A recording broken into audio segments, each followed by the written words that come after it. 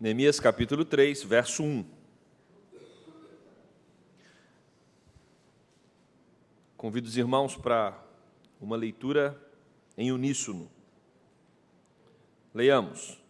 Então se dispôs Eliasibe, o sumo sacerdote, com os sacerdotes, seus irmãos, e reedificaram a porta das ovelhas, consagraram-na, assentaram-lhe as portas e continuaram a reconstrução até a torre do Sem e a torre de Hananel. Oremos.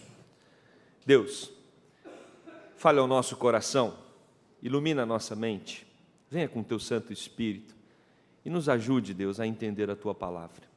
Queremos sair daqui edificados pelo Senhor. Nos instrua, Deus. Essa é a nossa oração no nome de Jesus. Amém. A figura paterna tem mudado muito. Isso não é só uma observação pessoal do senso comum, mas isso também já está sendo relatado em estudos, em pesquisas. Se você observar os pais da década de 70 para trás, você vai ver que a figura paterna desses pais, é claro, irmãos, que nunca podemos generalizar, né?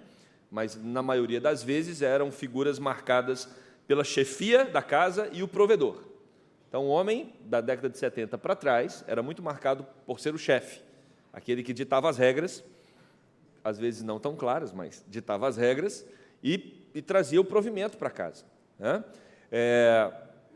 Com isso, depois da década de 70, as várias revoluções que aconteceram na sociedade, movimento feminista e tantas outras questões sociais que nós tivemos, você tem a inserção da mulher no mercado de trabalho, e com a inserção da mulher no mercado de trabalho, a figura masculina, o homem, teve que participar mais da criação das crianças. Então, se você observar os homens da atualidade que têm crianças na nossa geração, esses homens são muito mais participantes e muito mais presentes do que os homens da década anterior, das décadas anteriores aos anos 70. Alguns centros de pesquisa, como o Pew Research Center, diz que hoje os pais ajudam mais na criação dos filhos, mas ainda são coadjuvantes. E tem mães também, de acordo com as pesquisas, que gostam que o marido continue como coadjuvante, né? Tem mãe que não confia que a gente consegue. Ela não acredita que a gente dá conta, né? Ela tem medo do nosso serviço não sair tão bem feito. Então, as mães precisam acreditar em nós também. A gente consegue. Não consegue? Mais ou menos.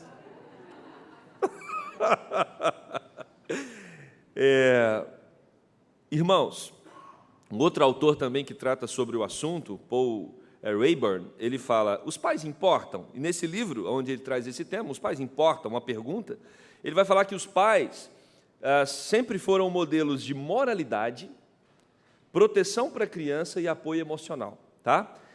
Os pais sempre foram importantes para estabelecer princípios morais, proteger a criança e também dar suporte emocional. Eu sempre digo que os primeiros anos da Bia, né, assim, a partir dos 2 anos, quando ela foi para a escola e tudo, foram vivenciados aqui no Rio. E eu me lembro que a Bia entrou na escola aqui no Rio. E eu sempre tive aquela figura paterna do pai, a mãe que vai para a escola, né, e resolve as questões e conta para o pai o que está acontecendo. E na primeira reunião da Bia na escola, a Isabela foi, quando ela chegou, eu perguntei, como um pai participativo que sou, e aí, como foi a reunião? E a resposta dela foi, só não tinha você de pai. Eu vi que o mundo realmente tinha mudado, né? E a partir dali, eu continuei perguntando como as coisas estavam na escola. Estou brincando. Comecei a participar, porque mudou. Agora os pais estão participando, interessados. Isso contribui muito para o cuidado com as nossas crianças, apoio emocional e tudo mais, como vários estudos. Eu citei alguns aqui, mas tem muito assunto a respeito disso, né, sobre essa inserção maior dos pais na criação dos filhos. Mas, meus irmãos, a sociedade ela tem esses movimentos, né? Numa época é de um jeito, na outra é de outro, mas a palavra de Deus ela sempre estabeleceu princípios muito claros para os pais. E se você foi pai na década de 50, 40, 70, 80 e olhou para a Bíblia sempre vai colocar a figura paterna como sendo uma figura muito importante, de destaque.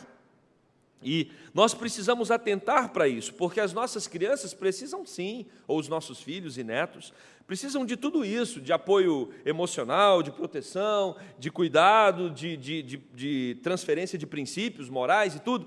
Mas mais do que isso, os nossos filhos precisam de pais que estejam afinados com Deus. Pais que entendem o seu papel, não apenas à luz daquilo que as pesquisas informam, mas principalmente à luz daquilo para o qual Deus criou os pais. E esse texto é um texto muito rico. Não é só para pais que ele está falando a respeito de um projeto de Deus para a vida de Neemias, para a vida de muitos homens e mulheres daquela época, que é a reedificação dos muros de Jerusalém. Jerusalém havia sido invadida, e com essa invasão, os muros, as portas principalmente, foram deterioradas. Jerusalém estava um caos, e Neemias estava ali como copeiro do rei Artaxerxes, e Deus coloca no coração de Neemias um projeto para voltar para Jerusalém, para reerguer os muros, para reedificar as portas. Só que Neemias, como funcionário que era, não sabia como o rei iria reagir diante de tudo isso. Por isso, ele ora, ele jejua, ele clama a Deus. E os nossos filhos precisam disso, pais afinados com Deus, assim como Neemias era. Capítulo 1 vai informar claramente sobre esse processo espiritual, da espiritualidade de Neemias, de buscar a vontade de Deus. No capítulo 2, nós temos o livro nos informando que Neemias não era um homem só de oração, de busca por Deus, mas era um homem de ação. E aí nós temos toda a proatividade de Neemias para poder se deslocar até Jerusalém. E o capítulo 2 nos informa que Neemias desloca, e quando Neemias desloca para Jerusalém para começar esse processo de reedificação ou reconstrução dos muros, pessoas criticam o projeto dele, mas muitos outros acolhem o projeto dele. E esse texto vai falar exatamente daqueles homens que entenderam que era projeto de Deus, aquela visão que Neemias estava tendo e aquele sonho de Neemias de reconstruir os muros. E aí nós temos vários se envolvendo nesse projeto.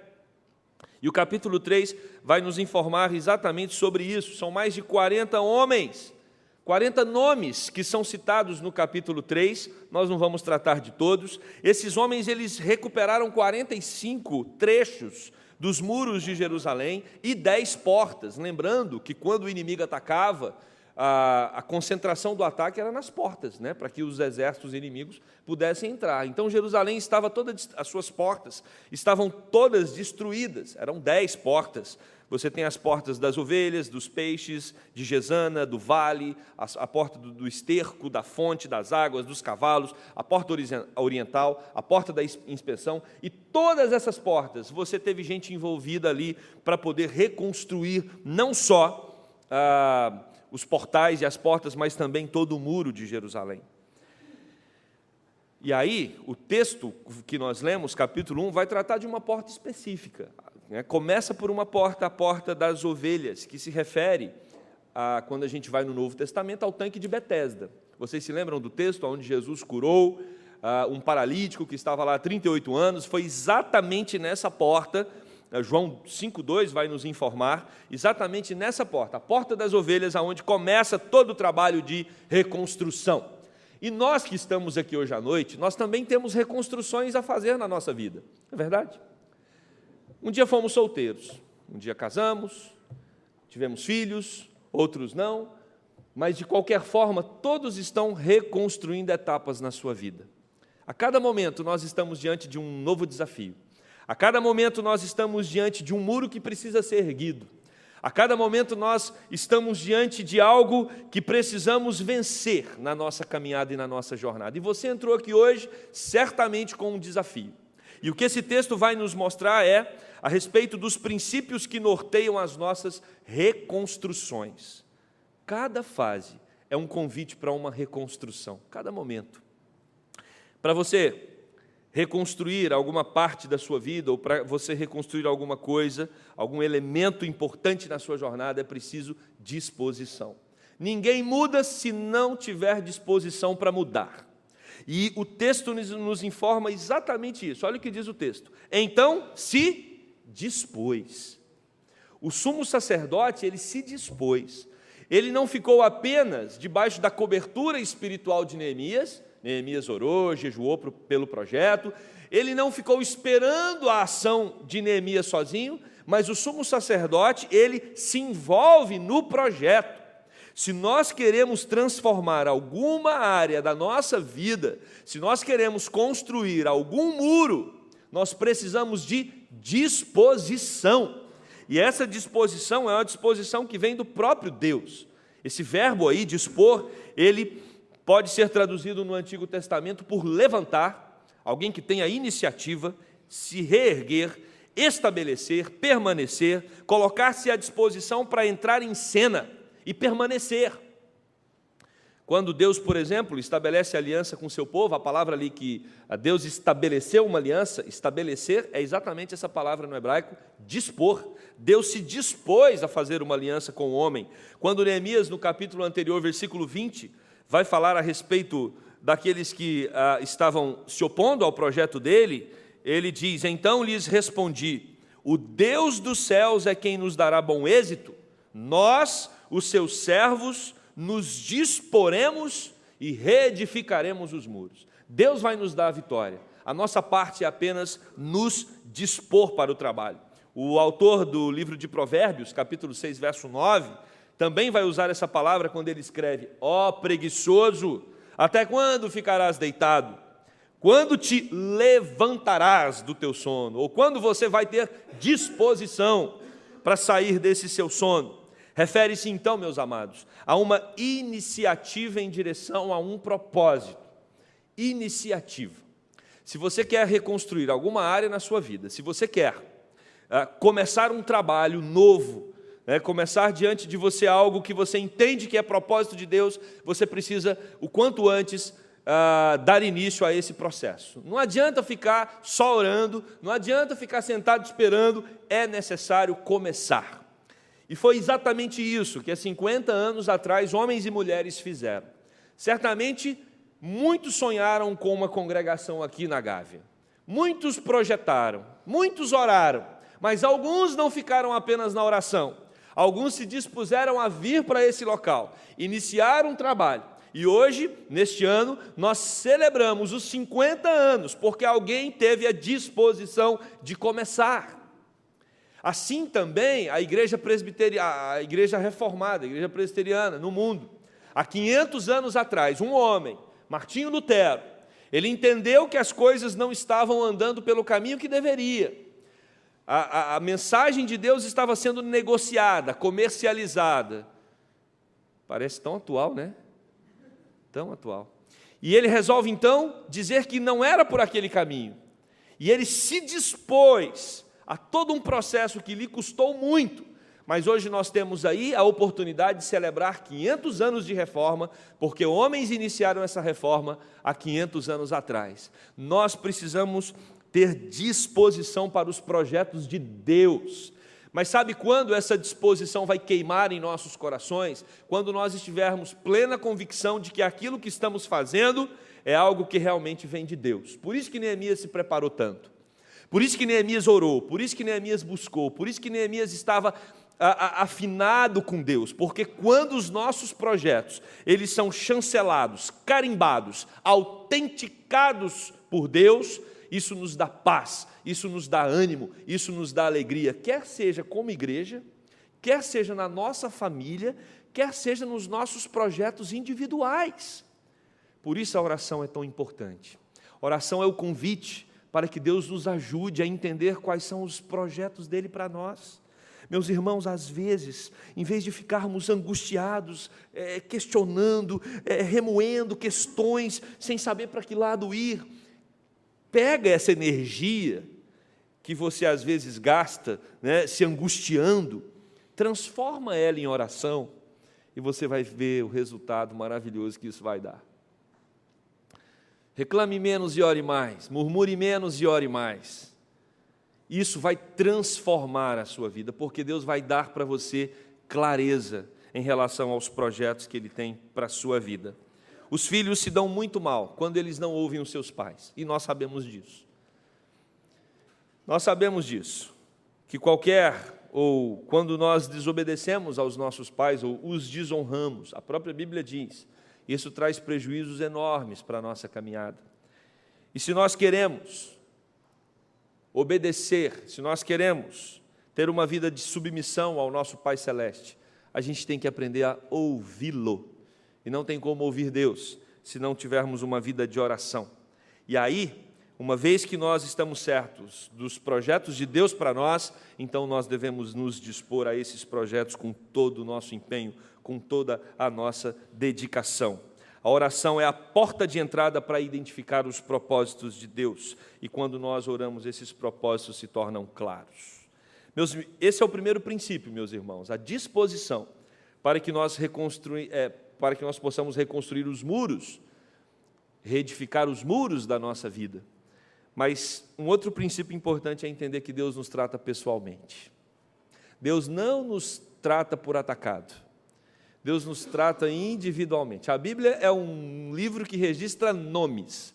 Desde Gênesis até Apocalipse, você vai transpassar por toda a Escritura Sagrada e em todos os livros, em todos os capítulos, você vai ter nomes de pessoas, porque Deus é um Deus que trata com gente. Deus, quando Ele quer tratar com você, Ele chama você pelo seu nome.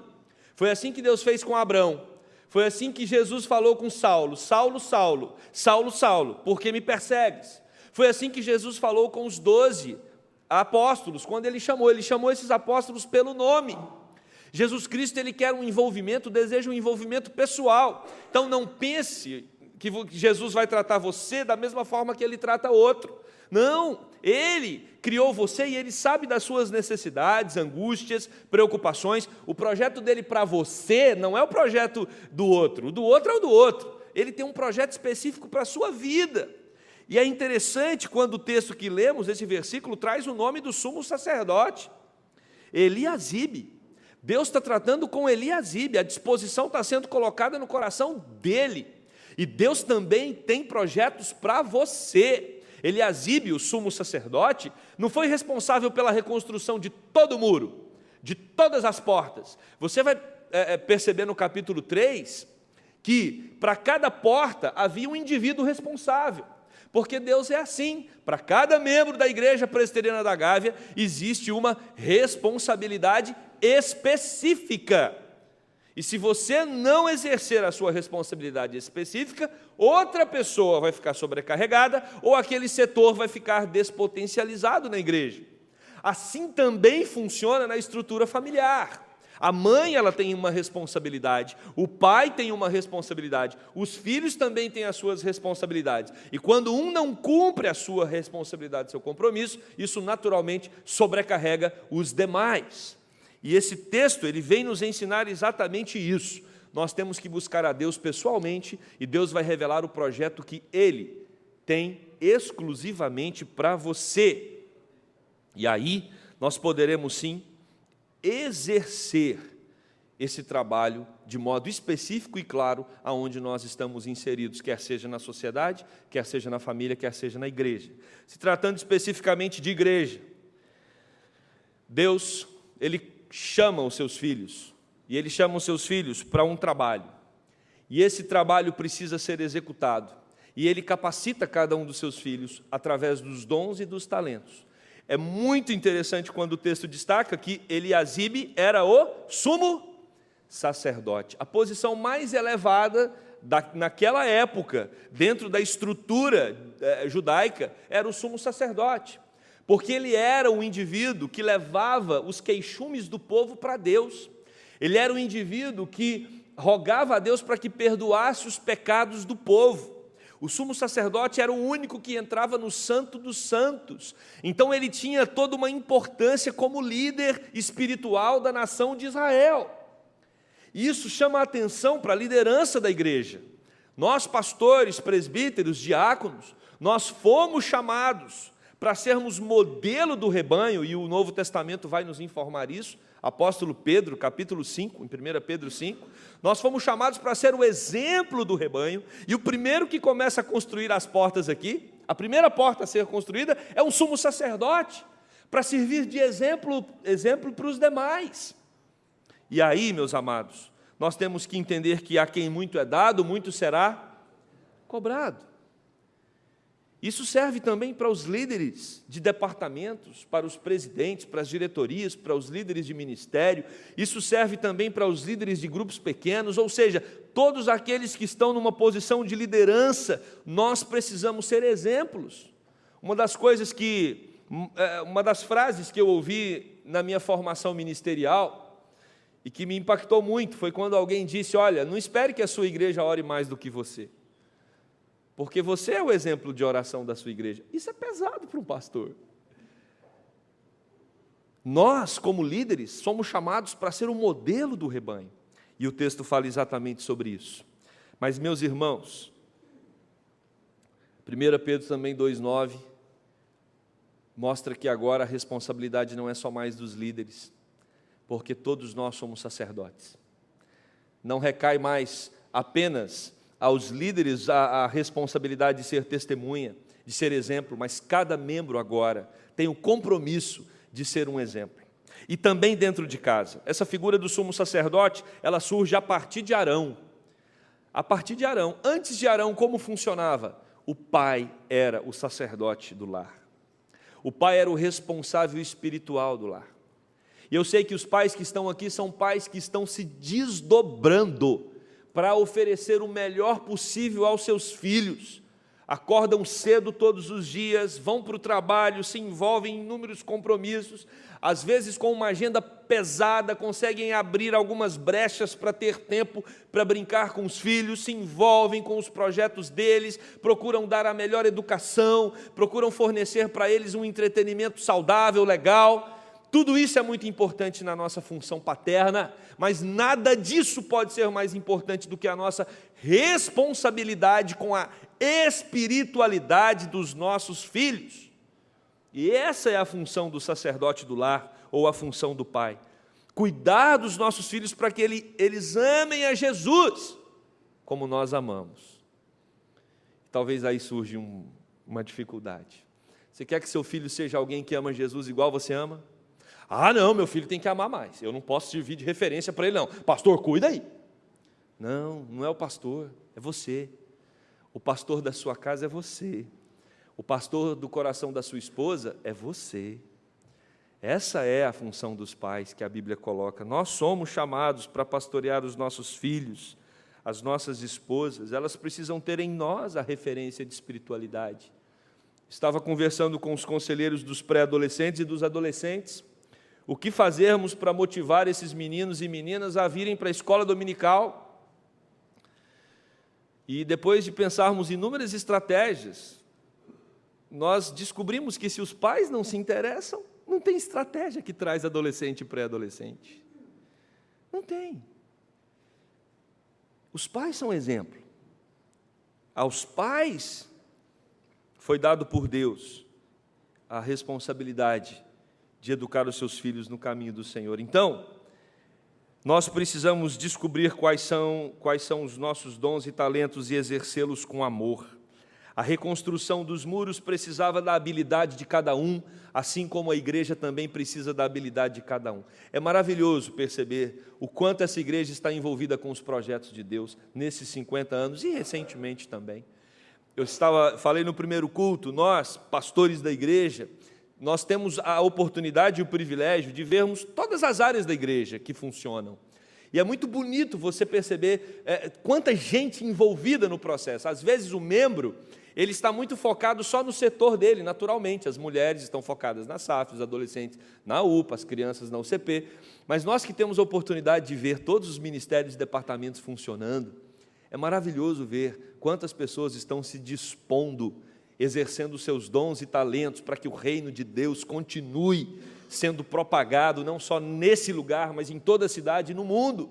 Cada um fazendo a sua parte. É isso que fez com que a Igreja Presbiteriana da Gávea chegasse nesses 50 anos com saúde, e é isso que vai fazer com que essa igreja continue nos anos seguintes, quando cada um entende qual é o seu papel, se dispõe para o trabalho, usando seus dons e talentos, entendendo que a relação é do indivíduo com Deus, e através dessa relação, o corpo inteiro é abençoado. Por isso, Paulo diz para Timóteo: não te faças negligente para com o dom que há em ti. Deus deu um dom para você. Se a Igreja Presbiteriana da Gávea está andando numa determinada velocidade, com vários membros utilizando seus dons e talentos, você que não está utilizando o seu dom e talento, colocar em prática, nós vamos numa velocidade muito mais rápida. E é isso que o texto está dizendo. Aquele muro só foi construído porque cada um entendeu o seu papel, cada um se posicionou no lugar que deveria trabalhar e fez com toda disposição.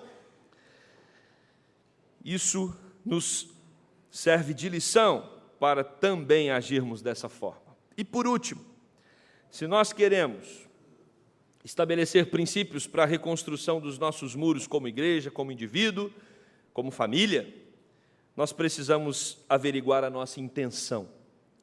Porque o que fica muito claro nesse versículo é que Eliasibe, o sumo sacerdote, com todos os sacerdotes, eles estavam fazendo aquilo como um ato de consagração ao Senhor. Eles não faziam para eles mesmos, não era para a glória deles, não era para que os outros os elogiassem, eles faziam para Deus. Consagração é isso, é você entregar a obra que está sendo feita para Deus. Ela não fica para você, ela não é para o seu benefício, ela não é para a sua promoção, ela é uma consagração. Por isso os pais precisam se atentar muito, porque às vezes acha o ato de consagrar um filho aqui na frente um ato bonito. Pastor, quero consagrar o meu filho na igreja, quando é que pode ser? Aí marca com o pastor, vem aqui, apresenta o filho, consagra ele a Deus. Quando você consagra o seu filho a Deus, você está dizendo para Deus que a partir daquele momento, a criança pertence ao próprio Deus. Você está abrindo mão do seu próprio filho. E dizendo que Deus é que cuida dele e que ele está entregue nas mãos do próprio Deus. E a partir daquele momento, é Deus quem vai cuidar do seu filho. Consagre o seu filho a Deus, porque Deus vai cuidar melhor dele mesmo. Consagre a sua vida a Deus. Consagre as suas obras a Deus. Consagre tudo o que você tem e o que você é a Deus. Para que o nome de Deus seja glorificado através da sua vida. A palavra consagração aqui, kadash, significa santificar, separar para Deus, dedicar a Deus. É uma palavra utilizada quando Deus cria o sétimo dia, e no sétimo dia, Deus abençoou o sétimo dia e também o santificou, ou seja, Deus separou o sétimo dia para Ele mesmo. Isaías 8,13 também usa essa palavra, quando diz: ao Senhor dos exércitos, a Ele santificai, ou seja, a Ele vocês devem consagrar a vida de vocês. A obra estava sendo consagrada ao Senhor. E se nós queremos reconstruir os muros da nossa vida, para que esses muros sejam muros inabaláveis, esses muros precisam ser construídos com a intenção correta: glorificar o nome do nosso Deus. Eu quero concluir esse sermão dizendo para você, papai, você é sim, como os autores dizem, os estudiosos da nossa época, modelo de moralidade, proteção para sua criança e apoio emocional para ele. Tudo isso é muito importante. Sua figura tem um papel decisivo nessas questões. Mas acima de todas elas, você foi alguém chamado para mostrar Jesus para o seu filho. Você foi alguém chamado para dizer para o seu filho: filho, papai quer que você seja bem-sucedido na sua profissão, nos seus estudos. Papai quer que você tenha uma boa esposa, um bom marido, mas acima de tudo, papai quer que você ame a Jesus. E o papai vai te ensinar a amar Jesus. E aí seu filho vai perguntar: papai, de que forma o senhor vai me ensinar a amar Jesus? E você vai dizer para o seu filho: olha para o papai. Papai vai te mostrar como é que isso funciona. E você vai fazer um discípulo. Essa é a ideia do batismo infantil. Batizamos crianças para que as crianças que são batizadas, o compromisso é dos pais de fazer daquela criança um discípulo. E que é um discípulo? Um discípulo é alguém que aprende a viver como nós vivemos. E como nós vivemos? O que a Bíblia nos ensina é que nós devemos viver como Cristo viveu. Cristo é a minha referência. E eu sou a referência para o meu filho, para a minha filha. Esse é o princípio estabelecido pela palavra. E nós, como pais, para que construamos muros resistentes que protejam os nossos filhos dessa geração tão maluca e perversa, uma geração que nem é mais categorizada como imoral, porque imoral é o contrário de moral. Vivemos um tempo amoral, não tem moral, não tem certo e errado, vale tudo, para que os nossos filhos sejam blindados dessa loucura a qual nós estamos inseridos, e principalmente eles. É importante que nós edifiquemos muros construídos com os princípios da palavra de Deus. É importante que você entenda que Deus te chama pelo nome. É importante que você entenda que Deus deseja que a sua vida seja uma vida protegida, guardada pela sua poderosa mão. Simplesmente se disponha diante de Deus, e Deus vai te usar na sua vida pessoal, na sua vida familiar, na sua igreja e na sociedade, para a honra e para a glória dele. Amém? Vamos orar? Querido Deus, te agradecemos por esse tempo de meditação na tua palavra, te rogamos para que o Senhor nos ajude a estabelecer esses princípios tão importantes para a reconstrução dos muros da nossa alma, dos muros da nossa família, dos muros da nossa igreja. Ó Deus, tenha misericórdia de nós, nos dê disposição, nos dê, Senhor, cada vez mais envolvimento contigo para entendermos quais são os teus projetos pessoais para a nossa vida. Nos ajude, Deus, a ter a intenção correta de fazer tudo para a glória do teu nome, consagrando ao Senhor, para que as nossas vidas, Senhor, sejam vidas marcadas não só pela tua presença, mas também, Deus, pela luz de Cristo, que faz com que nós tenhamos condições de mostrar ao mundo quais são as propostas do Senhor. Cuide de nós, Deus, cuide desta igreja, cuide de cada pai, de cada mãe, de cada filho, para que nós tenhamos famílias protegidas, amparadas e sustentadas pelo Senhor. Essa é a nossa oração no nome de Jesus. Amém.